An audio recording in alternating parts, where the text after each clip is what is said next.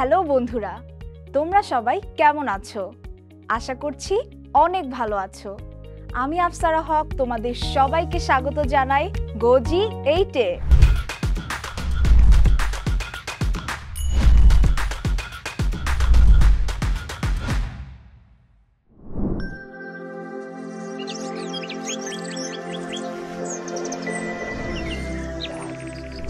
বন্ধুরা, হৃৎপিণ্ড আমাদের দেহে সার্বক্ষণিক সংকোচন ও প্রসারণের মাধ্যমে অবিরাম রক্ত পাম্প করে যাচ্ছে। নানা রকম কারণে হৃৎপিণ্ডে বিভিন্ন সমস্যা দেখা দিতে পারে, আর এর ফলে হতে পারে হৃদরোগ। আজকে আমরা একাদশ দ্বাদশ শ্রেণীর জীববিজ্ঞান দ্বিতীয় পত্র বইয়ের চতুর্থ অধ্যায় মানব শারীরতত্ত্ব, রক্ত ও সঞ্চালন অধ্যায়ের হৃদরোগ ও হৃদরোগের চিকিৎসাগুলো সম্পর্কে জানব। বন্ধুরা, অনেক সময় এমন হয় যে হৃৎপেশি পর্যাপ্ত অক্সিজেন সমৃদ্ধ রক্ত সরবরাহ পায় না। তখন মনে হয় যেন বুক নিষ্পেষিত হচ্ছে বা দম বন্ধ হয়ে আসছে। যখন এরকম অস্বস্তি অনুভূত হয়, আমরা এ ধরনের বুক ব্যথাকে অ্যানজাইনা বলে থাকি। একে হার্ট অ্যাটাকের পূর্ব লক্ষণও বলা হয়। বন্ধুরা, তোমরা কি বলতে পারবে অ্যানজাইনা কেন হয়? এর কারণ হলো করোনারি ধমনীর অন্তঃস্থ গহ্বরে কোলেস্টেরল জমে বন্ধ হয়ে গেলে অক্সিজেন ও পুষ্টি সমৃদ্ধ রক্ত সরবরাহ বন্ধ হয়ে যায়। তখন হৃৎপেশি কম কার্যকর জ্বালানি ব্যবহার করে এবং উপজাত হিসেবে ল্যাকটিক অ্যাসিড সৃষ্টি করে, যার ফলে অ্যানজাইনা হয়। ধূমপান, ডায়াবেটিস, বংশগত হৃদরোগ, উচ্চ রক্তচাপ, কিডনি রোগ, অলস জীবনযাপন ইত্যাদির কারণে অ্যানজাইনা হয়। অ্যানজাইনা প্রতিরোধের প্রধান উপায় হলো সুস্বাস্থ্য বজায় রাখা। নিয়মিত ব্যায়াম ও হাঁটাচলা করতে হবে। ডায়াবেটিস থাকলে তা নিয়ন্ত্রণে রাখতে হবে এবং অবশ্যই ধূমপান থেকে বিরত থাকতে হবে। বন্ধুরা, পর্যাপ্ত অক্সিজেন সমৃদ্ধ রক্ত সরবরাহের অভাবে কার্ডিয়াক পেশি ধ্বংস হতে পারে বা মারা যাবার সম্ভাবনা তৈরি হয়। একে তখন হার্ট অ্যাটাক বলা হয়। করোনারি ধমনীর ভেতরের দিকে চর্বি বা প্রোটিন জমা হয়ে বিভিন্ন আকৃতির প্লাক তৈরি করে। এই প্লাকগুলো শক্ত হয়ে এক পর্যায়ে রক্তের চলাচলে বাধা দেয়, ফলে রক্ত সেখানে জমাট বেঁধে রক্তের সরবরাহ বন্ধ হয়ে যায়, আর তখনই হার্ট অ্যাটাক হয়। হার্ট অ্যাটাকের লক্ষণগুলো হলো বুকে অসহ্য চাপ বা ব্যথা অনুভূত হয়, ঊর্ধ্বাঙ্গের অন্যান্য অংশে অস্বস্তি হয়, নিঃশ্বাস প্রশ্বাস ঘন হয়, বমি বমি ভাব হয় এবং ঘুমে ব্যাঘাত হয়।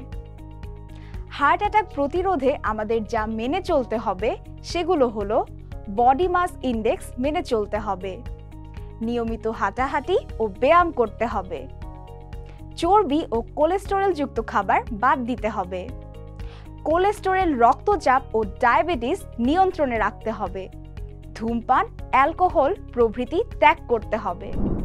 বন্ধুরা, হৃৎপিণ্ডের সবচেয়ে মারাত্মক রোগ হলো হার্ট ফেলিওর। হৃৎপিণ্ড যখন দেহের চাহিদা অনুযায়ী পর্যাপ্ত রক্তের যোগান দিতে পারে না, তখন এই অবস্থাকে হার্ট ফেলিওর বলে। করোনারি ধমনীর অন্তঃস্থ গাত্রে কোলেস্টেরল জমে ধমনীর গহ্বর সংকীর্ণ করে দিলে হৃৎপ্রাচীর পর্যাপ্ত অক্সিজেন সমৃদ্ধ রক্ত সরবরাহ থেকে বঞ্চিত হয়। আবার জন্মগত বা সংক্রমণজনিত কারণেও হার্ট ফেলিওর ঘটতে পারে। হার্ট ফেলিওরের কিছু গুরুত্বপূর্ণ লক্ষণ হলো সক্রিয়, নিষ্ক্রিয়, এমনকি ঘুমের মধ্যেও শ্বাসকষ্ট হয়, সাদা বা গোলাপি রঙের রক্ত মাখানো মিউকাস সহ স্থায়ী কাশি হয়, ফোঁস ফোঁস শব্দ করে শ্বাস প্রশ্বাস, শরীরের বিভিন্ন জায়গার টিস্যুতে তরল জমে ফুলে ওঠে, পা, গোড়ালি, পায়ের পাতা, উদর ও যকৃৎ স্ফীত হয়ে যায়। হার্ট ফেলিওরে আক্রান্ত হলে সাধারণত 3 ধরনের চিকিৎসার মাধ্যমে সুস্থ রাখার চেষ্টা করা হয়। এগুলো হলো জীবনযাপন পদ্ধতির পরিবর্তন, ওষুধ গ্রহণ এবং অন্যান্য চিকিৎসা চালিয়ে যাওয়া। বন্ধুরা, হৃদরোগ একবার হয়ে গেলে তা অবশ্যই প্রতিকারের চিন্তা করতে হবে, কারণ সময় মতো ও প্রকৃত চিকিৎসা না পেলে হৃদরোগের পরিণতি হতে পারে মৃত্যু।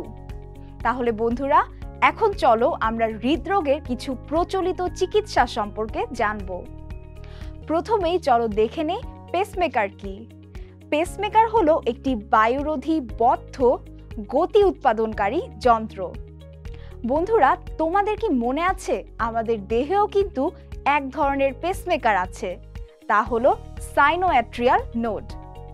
সাইনোঅ্যাট্রিয়াল নোড ইলেকট্রিক্যাল সিগন্যাল দিতে ব্যর্থ হলে বা অসুস্থ হয়ে পড়লে তখন যান্ত্রিক পেসমেকার ব্যবহার করা হয়। বন্ধুরা, একটি লিথিয়াম ব্যাটারি, কম্পিউটারাইজড জেনারেটর ও শীর্ষে সেন্সরযুক্ত কতগুলো তার নিয়ে একটি পেসমেকার গঠিত। একে সাধারণত বুকের দেয়াল ও ত্বকের চর্বি স্তরের নিচে অর্থাৎ হাড় ও পেশি স্তরের উপরে স্থাপন করা হয়। এর বাইরের আবরণ সাধারণত টাইটেনিয়াম দ্বারা তৈরি করা হয়, যা দেহের প্রতিরক্ষা ব্যবস্থা গ্রহণ করে থাকে। হৃৎপিণ্ডে যুক্ত পেসমেকারের সেন্সরবাহী তার ওই ব্যক্তির চলন, রক্তের তাপমাত্রা, শ্বসন ও বিভিন্ন শারীরিক কর্মকাণ্ড মনিটর করে, আর প্রয়োজনে কর্মকাণ্ডের ধারা অনুযায়ী তাল মিলিয়ে চলতে সাহায্য করে। বন্ধুরা, হৃৎপিণ্ডের বিভিন্ন প্রকোষ্ঠে তার প্রবেশের ধরন অনুযায়ী পেসমেকার 3 রকম হতে পারে। এগুলো হলো এক প্রকোষ্ঠ পেসমেকার, দ্বিপ্রকোষ্ঠ পেসমেকার এবং ত্রিপ্রকোষ্ঠ পেসমেকার। আচ্ছা বন্ধুরা, তোমরা কি ওপেন হার্ট সার্জারির নাম শুনেছ? নাম শুনেই তোমরা হয়তো কিছুটা আন্দাজ করতে পারছো এখানে কি করা হয়।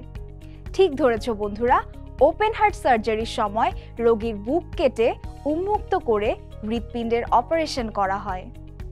ওপেন হার্ট সার্জারি প্রধানত 3টি উপায়ে করা হয়: on pump surgery, of pump surgery বা বিটিং হার্ট সার্জারি এবং রোবট সহযোগী সার্জারি। বন্ধুরা, অন পাম্প সার্জারিতে একটি হৃদ ফুসফুস মেশিন, যা কার্ডিও পালমোনারি বাইপাস নামে পরিচিত, সেটি ব্যবহার করা হয়। এই প্রক্রিয়ায় হৃৎপিণ্ডে রক্তও থাকে না এবং হৃদস্পন্দনও হয় না। অফ পাম্প সার্জারিতে হৃদ ফুসফুস মেশিন ব্যবহৃত হয় না, বরং চিকিৎসক সক্রিয় হৃদস্পন্দনরত হৃৎপিণ্ডেই অপারেশন করেন। আর রোবট সহযোগী সার্জারিতে চিকিৎসক বিশেষ কম্পিউটার নিয়ন্ত্রিত রোবটিক হাতের সাহায্যে অপারেশন সম্পন্ন করেন। এবার আমরা জানব করোনারি বাইপাস সার্জারি সম্পর্কে। করোনারি বাইপাস সৃষ্টির সম্পূর্ণ অস্ত্রোপচার প্রক্রিয়াটি হল করোনারি বাইপাস সার্জারি। করোনারি হৃদরোগ সৃষ্টির মূল কারণ হচ্ছে করোনারি ধমনীর বদ্ধতা। বদ্ধতার পেছনে কারণ হলো ধমনীর অন্তঃস্থ প্রাচীর ঘিরে ক্রমশ জমা হওয়া উচ্চ মাত্রার কোলেস্টেরল জাতীয় চর্বি পদার্থ।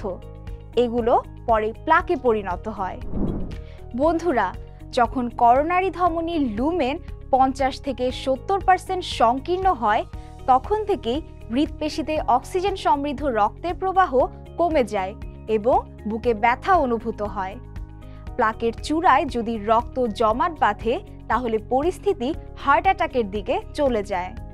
আর ধমনীর লুমেন যদি 90 থেকে 99% সংকীর্ণ হয়ে যায়, তখন অস্থির অ্যানজাইনা ত্বরান্বিত হয় এবং তখন বাইপাস সার্জারি করতেই হয়।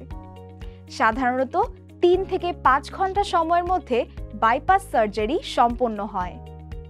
বন্ধুরা, বড় ধরনের অস্ত্রোপচার না করে হৃৎপিণ্ডের সংকীর্ণ লুমেনযুক্ত বা রুদ্ধ হয়ে যাওয়া করোনারি ধমনী পুনরায় প্রশস্ত লুমেনযুক্ত বা উন্মুক্ত করার পদ্ধতি হল অ্যাঞ্জিওপ্লাস্টি। হার্ট ফেলিওর ও হার্ট অ্যাটাক রোগের প্রতিকার হল অ্যাঞ্জিওপ্লাস্টি। অ্যাঞ্জিওপ্লাস্টি 4 রকমের হয়ে থাকে। এগুলো হলো balloon angioplasty, laser angioplasty, coronary atherectomy এবং করোনারি স্টেন্টিং। বন্ধুরা, বেলুন এনজিওপ্লাস্টি প্রক্রিয়াটি 30 মিনিট থেকে কয়েক ঘন্টার মধ্যে সম্পন্ন হয়। লেজার এনজিওপ্লাস্টি প্রক্রিয়ায় লেজার রশ্মি স্তরে স্তরে প্লাক ধ্বংস করে বাষ্পীভূত করে দেয়। করোনারি অ্যাথেরেক্টমি প্রক্রিয়ায় ক্ষুদ্র ঘূর্ণি ব্লেড, ড্রিল ইত্যাদির সাহায্যে ব্লক পরিষ্কার করা হয়। করোনারি স্টেন্টিং হলো সবচেয়ে প্রচলিত পদ্ধতি। যাদের করোনারি ধমনী বেশ নাজুক তাদের ক্ষেত্রে স্টেন্ট উপযোগী। স্টেন্ট হচ্ছে ধাতব রিং। এই পদ্ধতিতে প্রথমে ঊর্ধ্ব বাহু বা পায়ের একটি অংশ কেটে ধমনীর ভেতর দিয়ে একটি পাতলা নল বা ক্যাথেটার প্রবেশ করানো হয়, যা ধমনীতে পৌঁছায়। ক্যাথেটারটিতে একটি সরু তার, একটি চুপসানো বেলুন ও বেলুনটির চারদিকে একটি স্টেন্ট বসানো থাকে। এরপর বেলুনটি বাইরে থেকে ফোলানো হয় এবং বেলুনটির সাথে সাথে স্টেন্টটিও ফুলতে থাকে। ফুলানো বেলুনের চাপে স্টেন্টটি বদ্ধ স্থানটির উপর চাপ দিতে থাকে। এর ফলে ধমনীর গহ্বরটি ধীরে ধীরে বড় হতে হতে পুরোপুরি স্বাভাবিক অবস্থায় পৌঁছতে পারে। চর্বিযুক্ত পদার্থ নিষ্কাশিত হওয়ার পর ধমনীর ভেতর দিয়ে রক্ত স্বাভাবিকভাবে প্রবাহিত হতে শুরু করে।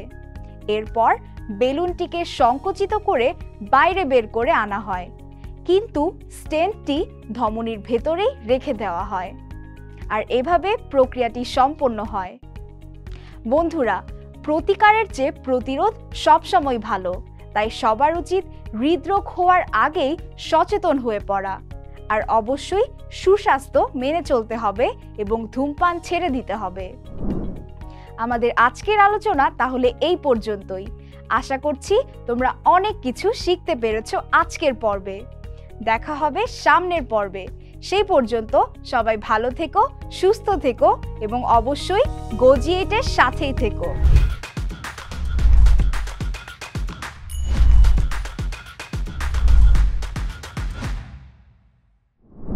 বন্ধুরা, তাহলে চলো আজকের আলোচনা থেকে কিছু গুরুত্বপূর্ণ নোটস জেনে নেই। অ্যানজাইনাকে হার্ট অ্যাটাকের পূর্ব লক্ষণ বলা হয়। করোনারি ধমনীর ভেতরের দিকে চর্বি বা প্রোটিন জমা হয়ে বিভিন্ন আকৃতির প্লাক তৈরি করে। পেসমেকার 3 রকম হতে পারে। ওপেন হার্ট সার্জারি প্রধানত 3টি উপায়ে করা হয়। কার্ডিওপালমোনারি বাইপাস হলো একটি হৃদ ফুসফুস মেশিন। এনজিওপ্লাস্টি 4 রকমের হয়ে থাকে।